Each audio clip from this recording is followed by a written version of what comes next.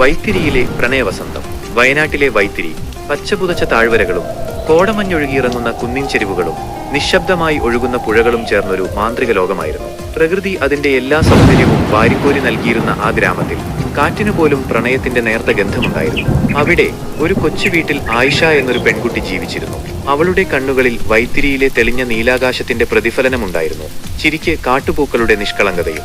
ഓരോ പ്രഭാതത്തിലും പുഴയുടെ തീരത്തു പോയി സൂര്യന്റെ ആദ്യകിരണങ്ങളെ സ്വീകരിച്ച് അവൾ പുതിയൊരു ദിവസത്തിലേക്ക് ഉണർന്നു. വൈത്തിരിയിലെ പ്രകൃതിയുടെ ഓരോ സ്പന്ദനവും അവളിൽ സന്തോഷം നിറച്ചു.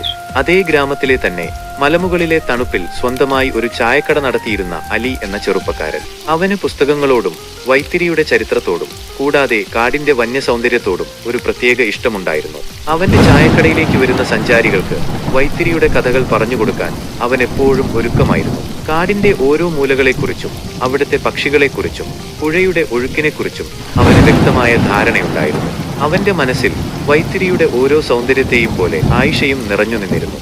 അലിയും ആയിഷയും ബാല്യം മുതൽക്കേ പരിചിതരായിരുന്നു. ഗ്രാമത്തിലെ കൊച്ചാഘോഷങ്ങളിലും പള്ളിയിലെ പഠന ക്ലാസുകളിലും വൈത്തിരിയിലെ ടൂറിസം മേളകളിലുമെല്ലാം അവർ ഒരുമിച്ച് കണ്ടുമുട്ടി. ആദ്യം ഒരു സൗഹൃദമായിരുന്നെങ്കിലും പതിയെ അതൊരു പ്രണയത്തിന്റെ നൂൽപ്പാലമായി മാറി. വൈത്തിരിയിലെ കുന്നുകളിലൂടെയുള്ള അവരുടെ നടത്തങ്ങളും പുഴയോരത്തെ സംഭാഷണങ്ങളും ഒടുവിൽ കൈമാറിയ നോട്ടങ്ങളുമെല്ലാം ആ പ്രണയത്തിന് ആഴം കൂട്ടി. വൈത്തിരിയിലെ മഞ്ഞിൽ കുതിർന്ന പ്രഭാതങ്ങളിൽ അറിയാതെ അവരുടെ കണ്ണുകൾ പരസ്പരം തേടി. ഒരു കുന്നിൻ ചെരുവിൽ വൈത്തിരിയുടെ മുഴുവൻ ഭംഗിയും ദൃശ്യമാവുന്ന ഒരു സ്ഥലത്ത് വെച്ച് അലി ആയിഷയോട് തന്റെ പ്രണയം തുറന്നു പറഞ്ഞു. ഈ വൈത്തിരി എന്നെ പഠിപ്പിച്ചത് സ്നേഹിക്കാൻ മാത്രമാണ് ആയിഷ. നീയില്ലാത്തൊരു ജീവിതം എനിക്ക് സങ്കല്പിക്കാൻ പോലുമാവില്ല, അലി പറഞ്ഞു. അവന്റെ വാക്കുകൾ കേട്ട് ആയിഷയുടെ ഹൃദയം തുടിച്ചു. നാണത്തോടെയും സ്നേഹത്തോടെയും അവൾ അവന്റെ കൈകളിൽ പിടിച്ചു. ആ നിമിഷം വൈത്തിരിയുടെ കാറ്റ് പോലും അവരുടെ പ്രണയത്തിന് സാക്ഷ്യം വഹിച്ചു. ആകാശത്തിലെ നക്ഷത്രങ്ങൾ അവരുടെ ഭാവിയുടെ വഴികാട്ടികളായി തിളങ്ങി. പക്ഷേ അവരുടെ പ്രണയത്തിന് ചെറിയ കടമ്പകളുണ്ടായിരുന്നു. ആയിഷയുടെ വീട്ടുകാർക്ക് സാമ്പത്തികമായി ഭദ്രതയുള്ള ഒരു ബന്ധമായിരുന്നു ആഗ്രഹം. അലിയുടെ കയ്യിലാകട്ടെ ചായക്കടയുടെ ചെറിയ വരുമാനം മാത്രമാണുണ്ടായിരുന്നത്. ഗ്രാമത്തിൽ ചിലർ അവരുടെ പ്രണയത്തെക്കുറിച്ച് അടക്കം പറയാൻ തുടങ്ങി. എന്നാൽ അവരുടെ പ്രണയം ഈ പ്രതിബന്ധങ്ങൾക്കെല്ലാം അപ്പുറമായിരുന്നു. ഓരോ വാക്കും ഓരോ നോട്ടവും അവരെ കൂടുതൽ അടുപ്പിച്ചു.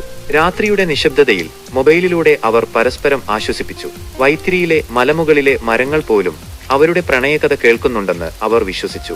പ്രശ്നങ്ങൾക്കിടയിലും അലിക്ക് ഒരു പ്രതീക്ഷയുണ്ടായിരുന്നു. വൈത്തിരിയിൽ വരുന്ന വിദേശ സഞ്ചാരികളിൽ ഒരാൾ അവനൊരു വലിയ അവസരം പറഞ്ഞുകൊടുത്തു. ദുബായിൽ ഒരു വലിയ ടൂറിസം കമ്പനിയിൽ നല്ലൊരു ജോലി. പക്ഷേ അങ്ങോട്ട് പോവാൻ നല്ലൊരു തുക ആവശ്യമായിരുന്നു. അലി ആയിഷയോട് ഈ കാര്യം പറഞ്ഞു.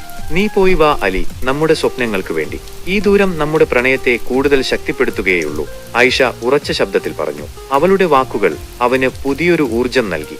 അലി വൈത്തിരി വിട്ടു. ദിവസങ്ങൾ ആഴ്ചകളായി, ആഴ്ചകൾ മാസങ്ങളായി, ഒടുവിൽ വർഷങ്ങളായി. പ്രവാസത്തിന്റെ ചൂടിൽ അലി കഠിനാധ്വാനം ചെയ്തു. അവന്റെ ഓരോ വിയർപ്പുതുള്ളിയും ആയിഷയോടുള്ള അവന്റെ പ്രണയത്തിന്റെ അടയാളമായിരുന്നു. ആയിഷ വൈത്തിരിയിൽ അലിയുടെ തിരിച്ചുവരവിനായി കാത്തിരുന്നു. അവൾ വൈത്തിരിയിലെ എല്ലാ പൂന്തോട്ടങ്ങളിലും അലിയുടെ ഓർമ്മകൾ നട്ടുപിടിപ്പിച്ചു. അവന്റെ ഓരോ ഫോൺ കോളും അവന്റെ ഓരോ സന്ദേശവും അവളുടെ ദിവസങ്ങൾക്ക് നിറം നൽകി. വൈത്തിരിയിലെ മഴമേഘങ്ങൾ അവരുടെ പ്രണയത്തെക്കുറിച്ച് പാടി.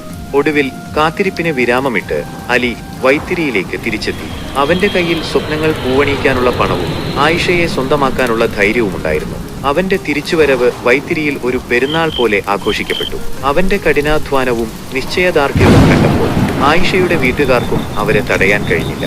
വൈത്തിരിയിലെ പുഴയുടെ തീരത്ത് സന്ധ്യയുടെ ചെഞ്ചായത്തിൽ ഗ്രാമം മുഴുവൻ സാക്ഷിയാക്കി അലിയും ആയിഷയും വിവാഹിതരായി. അവരുടെ പ്രണയം വൈത്തിരിയിലെ ഓരോ മരച്ചില്ലകളിലും കാട്ടുപൂക്കളിലും പുഴയുടെ ഓളങ്ങളിലും ഒരു മനോഹര ഗാഥയായി അലയടിച്ചു. വൈത്തിരിയിലെ ആ മുസ്ലിം പ്രണയകഥ കാലങ്ങളെ അതിജീവിച്ച് തലമുറകളിലേക്ക് കൈമാറ്റം ചെയ്യപ്പെട്ടു. വൈത്തിരിയുടെ പ്രകൃതിയെപ്പോലെ സുന്ദരവും നിത്യവുമായിരുന്നു അവരുടെ പ്രണയം.